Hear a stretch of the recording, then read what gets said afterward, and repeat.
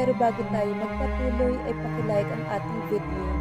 Ganun din ang subscribe button, pati na rin ang bell icon para lagi kayong updated sa mga parating ko pang mga uploads.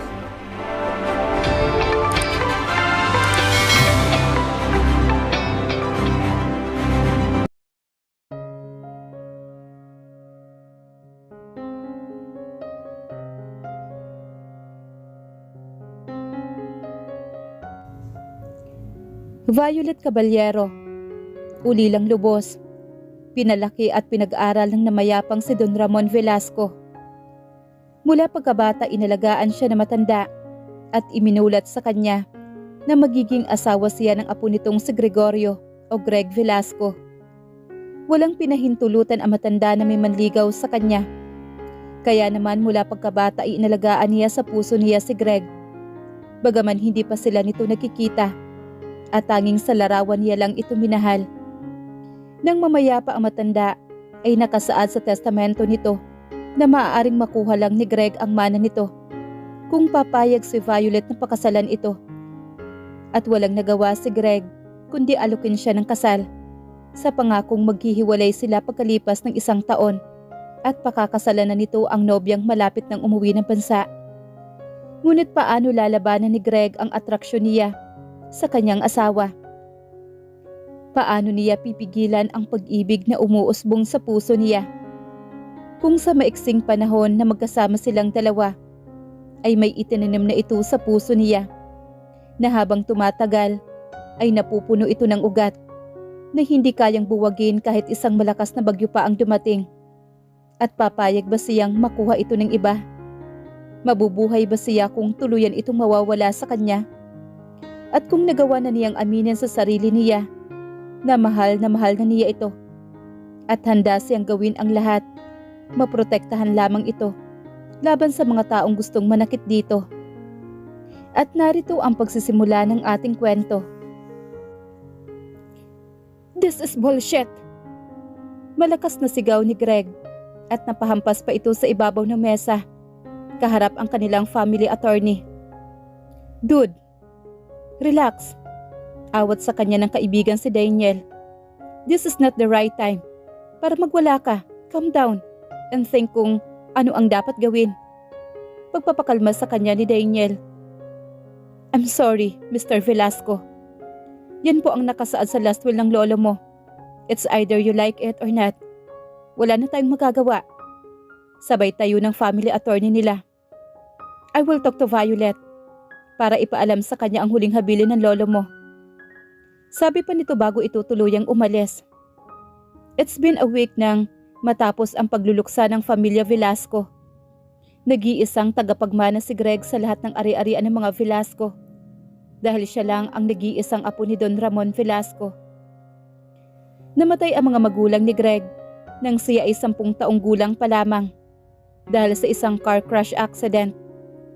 Lumaki ito sa pangangalaga ng kapatid na ina sa Amerika at na makapagtapos doon ay bumalik sa Pilipinas upang pamahalaan ang Velasco Group of Companies. At sa kasamaang palad binawian ng buhay ang matandang Velasco dahil sa sakit sa puso nito. At sa pagkamatay nito, niyanig ang kanyang buong mundo pagkatapos i-anunsyo ng kanilang family attorney ang last will ng kanyang lolo.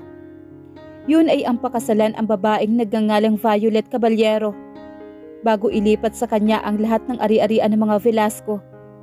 Maliban sa hasyenda na mapupunta kay Violet, ang babaeng naging mahalaga sa buhay ng kanyang yumaong lolo, ang babaeng inaruga at pinag-aral nito. Sakaling ayaw naman niyang pakasalan si Violet, ay mapupunta kay Greg ang hasyenda at pwedeng gawin nito ang lahat ng gusto sa hasyendang iyon, kahit ang pagbebenta nito. I don't understand why he has to do this. Frustrated niyang nasambunutan ang sariling buhok. Marrying someone I don't know is a big bullshit. That's bullshit. Well, you don't have any choice, dude. Puntahan mo siya sa hacienda and talk to her. At anong sasabihin ko sa kanya, ha? Hey, Miss Caballero, will you be my wife? Katarantuduhan. Ibinagsak ni Greg ang katawan sa sofa at napahilot na lamang siya sa kanyang sentido. At kung pakakasalan mo siya, Anong mangyayari kay Sandra? Tukoy naman ni Daniel sa nobya nitong modelo na kasalukuyang nasa France. Shit! Marahas itong tumayo sabay kuha ng yusin nito sa kanyang kotse. Saan ka pupunta? Wika naman ni Daniel. Let's get wasted. Mariing sabi naman niya rito. Pagkatapos ilibing ang matandang Velasco, ay agad bumalik ng Hacienda Velasco si Violet. Pakiramdam niya sa oras na iyon ay namatay din siya kasama ng matandang Velasco. Masakit para sa kanya ang pagkawala nito dahil ito na ang tumatayong ama niya. Simula nang mamatay ang kanyang ina, ito ang nagpaaral sa kanya, nagbigay ng mga pangangailangan niya, material man o pinansyal, pati na ang masisilungan na ni minsan ay hindi nagawa ng kanyang tunay na ama. Naewan niya kung buhay pa ba ito dahil simulat sa pool ay hindi na niya ito nakita at ngayon pakiramdam niya ay tuluyan na siyang ulila dahil sa pangalawang pagkakataon ay muli siyang nawala ng ama. Marahan siya bumuntong hininga sabay libot ng paningin sa malaking mansyon. Nakakabingi ang katahimikan ng paligid. Marahan niyang pinahid ang luhang pumapatak sa kanyang mga mata at muling bumuntong hininga. Violet? Tawag sa kanya ni Aya, isa sa mga katulong dito sa mansyon. Marahan niya nilingon ito at nginitian. Bakit Aya? Tawag po galing Manila. Kay Attorney Randolph daw po. Sagot ni Aya sabay bigay ng telepono sa kanya. Salamat Aya. Sabay kuha ng telepono mula dito. Kinakabahan man ay pilit na nagpakatatag si Violet. Takot ang namayani sa puso niya. Dahil may pakiramdam siya na may hindi magandang mangyayari. Ngayong wala na si Don Ramon Velasco. Lalo pa at ang apo na nito ang mamamahala sa buong asyenda at tagapagmana sa lahat ng ari-arian ng mga Velasco. Marahang inilipat ni Violet ang telepono sa punong tainga at sinagot ang tawag ni Attorney Vasquez. Hello? This is Violet Caballero. What can I do for you? This is Attorney Vasquez, Miss Caballero. Can we meet in Manila this coming weekend? May importante tayong pag-uusapan. Pwede ko bang malaman kung ano ang tungkol, sir? Tungkol sa huling habilin ni Don Ramon, Miss Caballero. Biglang puntol ng kaba sa puso niya at nasapo ng palad ang dibdib niya sa sobrang lakas ng tibok nito. Miss Caballero, are you still there? Takang tanong naman ni attorney mula sa kabilang linya. Yes, sir. Kandautal nitong sagot. Pupunta ako doon sa darating na katapusan ng linggo. Pagkatapos makausap ang family attorney ng mga Velasco, ay parang nanlalambot ang tuhod ni Violet at napaupo ito sa sofa. Ano ang gagawin niya ngayon? Paano kung ibenta ng apo ni Don Ramon ang hasyenda? Paano ang mga taong nagtatrabaho dito na ang tanging sa hasyenda lamang umaasa? Paano siya na sobrang napamahal na sa lugar na ito? Napamahal sa mga taong nakapaligid dito? Hindi pwede. Hindi pwedeng hayaan niya lang na mangyari ang lahat na nasa isip niya. Kung kailangan niyang magmakaawa dito, ay gagawin niya. Manatili lang ang lahat sa kung ano ito ngayon. Kung kailangan niyang magpaalipin sa apo ng Don, ay gagawin niya. Alang-alang sa mga taong umaasa sa hasyendang ito. Araw ng Sabado maagang gumayak si Violet dahil ngayong araw ang napag-usapan nila ng family attorney ng mga Velasco. Kailangan niya ng bumiyahe na maaga dahil may kalayuan ang hasyenda sa Maynila. Pagsapit ng 10:00 ng umaga ay dumating si Violet sa Manila. Agad siyang dumiretso sa restaurant kung saan sila magkikita ng family attorney ng mga Velasco. Kinakabahan man ay pinapanatag ni Violet ang sarili niya. Alang-alang sa mga taong umaasa sa Hacienda Velasco. Alang-alang sa alaala ng yumaong si Don Ramon Velasco. Laking gulat niya na makita ang lalaking naka-formal suit sa loob ng isang private room kung saan siya dinala ng isang waitress dahil ang buong akala niya ay isang matanda na ang abogadong si Attorney Vasquez.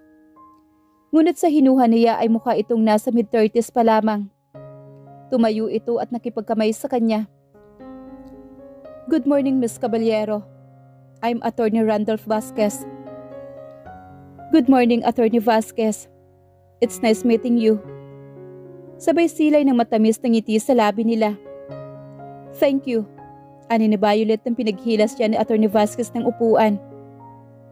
You're welcome, Miss Caballero. Anyway, you look more beautiful in person. Pagpuri nito sa kanya. Isang matamis na ngiti ang itinugo ni Violet sa papuring iyon ng abogado. Ito, sabay bigay sa kanya ng isang dokumento na naglalaman ng titulo ng buong hasyenda. The hacienda is all yours, Miss Caballero. Pero, tumigil ito sa pagsasalita. Sabay taas ng tasa na may kape. Sabay sipsip nito bago ulit ito magsalita. In one condition. Kinuha ulit niya ang isang papel at ibinigay ito sa kanya para basahin niya. Basahin mo, Miss Caballero. That is Don Ramon last will. Natutop ni Violet ang sariling bibig at hindi makapaniwala sa kanyang nabasa. Nakasaad sa last will ng Don na kailangan niyang pakasalan ang apo nito bago tuluyang mapasa kanya ang buong hasyenda.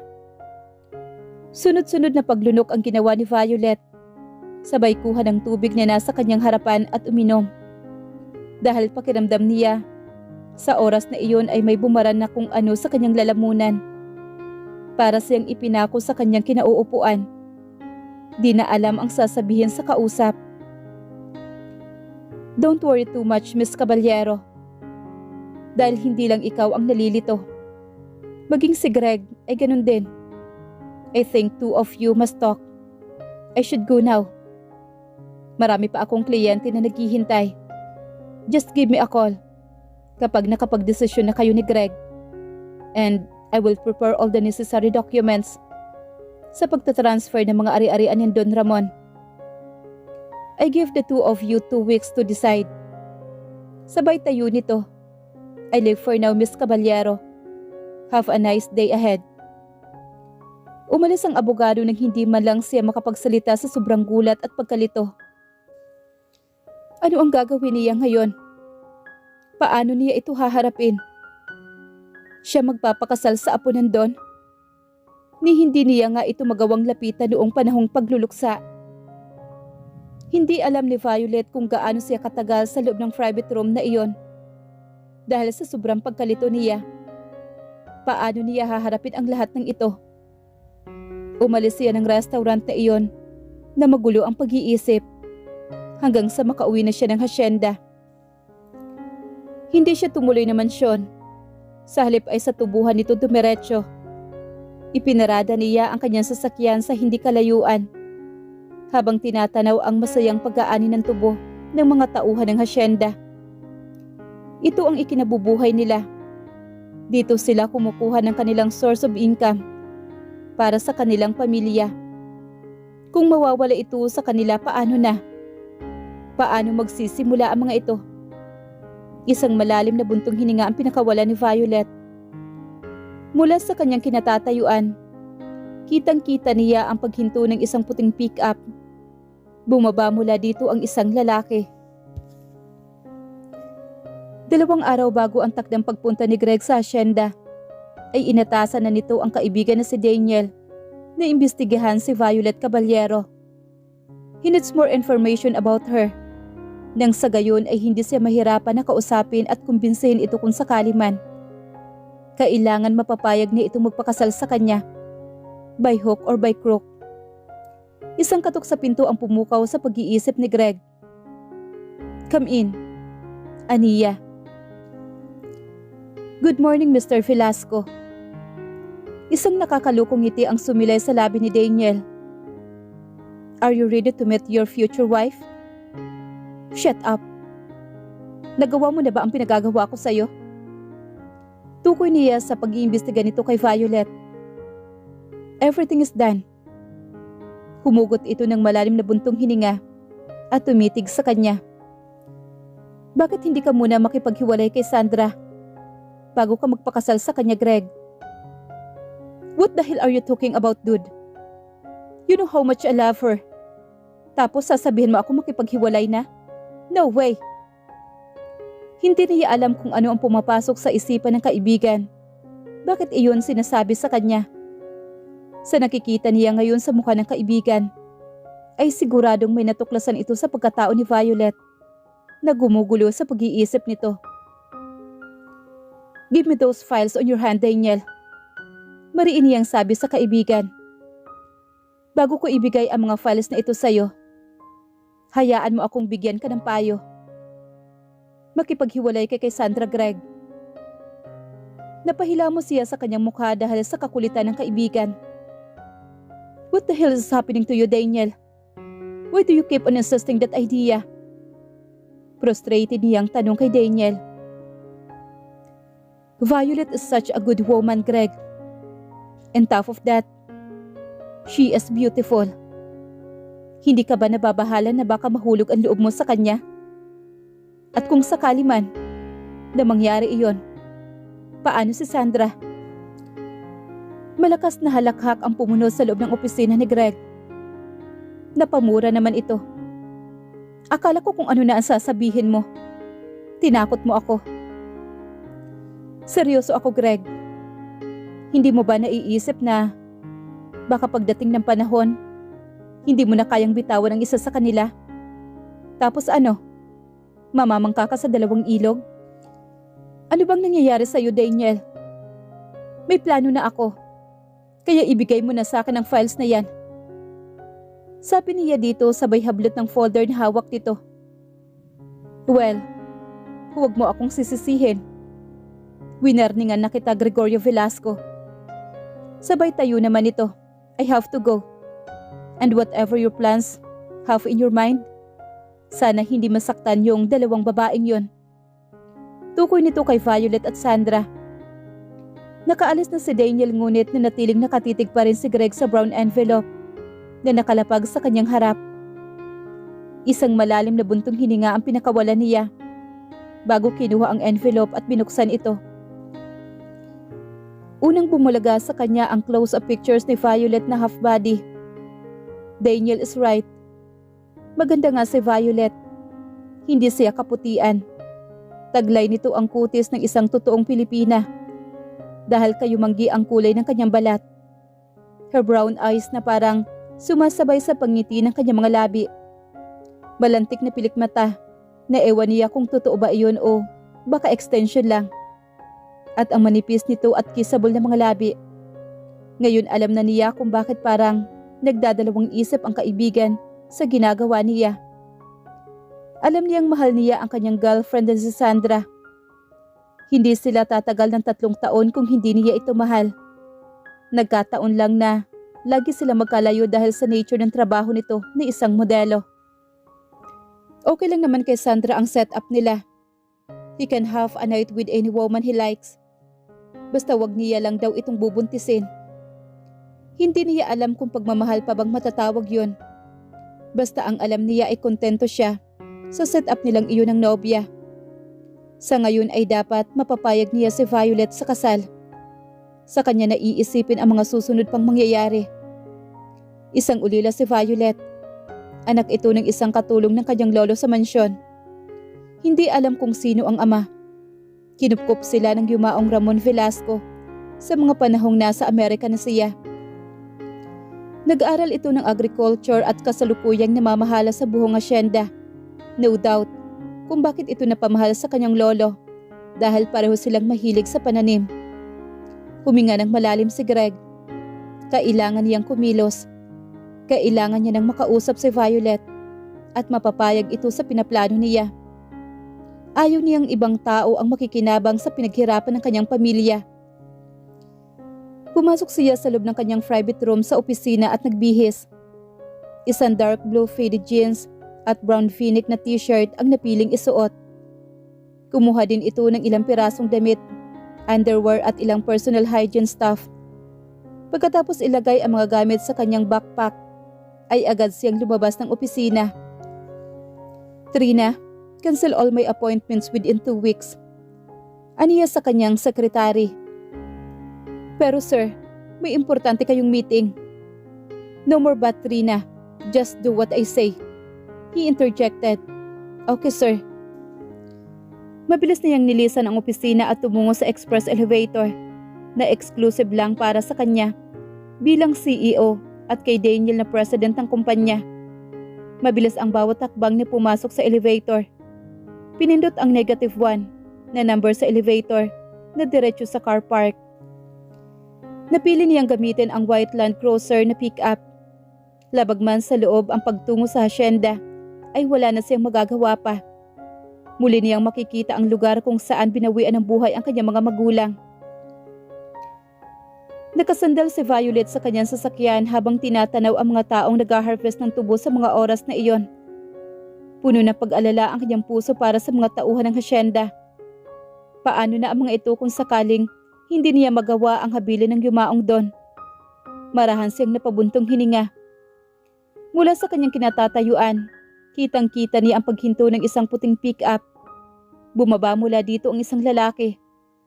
Ngunit nawala sa isip ang nakitang lalaki na biglang marinig ang matinis na sigaw ng batang si Bert, na anak ng kanilang kusinera sa mansyon. Ate Violet! Tawag nito sa kanya, kasabay ng malapad na ngiti nito. Uuwi po ba kayo sa mansyon? Oo Bert. Sabay yukod para magpantay sila ng batang si Bert. Bakit? Tanong niya dito sabay gulo ng buhok ni Bert. Makikisakay po sana ako Ate Violet. Masarap kasi sumakay sa kotse mo. Pupuntahan ko po si nanay sa mansyon. O siya sige, tara na. Mabilis ang bawat kilos ng bata at agad itong sumakay na mapabuksan niya ito ng pintuan ng sasakyan. Ang sarap talaga sumakay sa kotse mo Ate Violet. Paglaki ko bibili din po ako ng kotse, tapos kayo ang una kong pasasakayin. Natawa naman siya sa sinabi ng batang si Bert, habang diretso sa daan ang kanyang paningin. Mag-aral po akong mabuti Ate Violet, kagaya mo. Wika ulit ni Bert sa kanya. Dapat lang Bert, para maging proud ang nanay at tatay mo sa'yo. Pati din po ikaw Ate Violet. Marahan niyang pinisil ang pisngi ni Bert. Kaya nga love na love kita ate. Ngumiti lang sa kanya ang batang si Bert. Ito yung mga bagay na lagi niyang iniisip.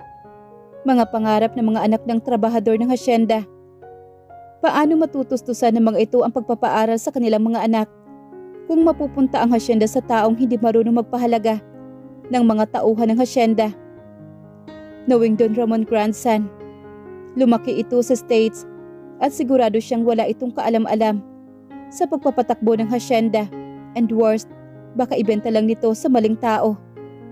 Paano ang mga trabahador dito? Na tanging sa hasyenda lamang umaasa. Isang malalim na buntong hininga ang pinakawala ni Violet. Saka tumigil sa harap ng mansyon.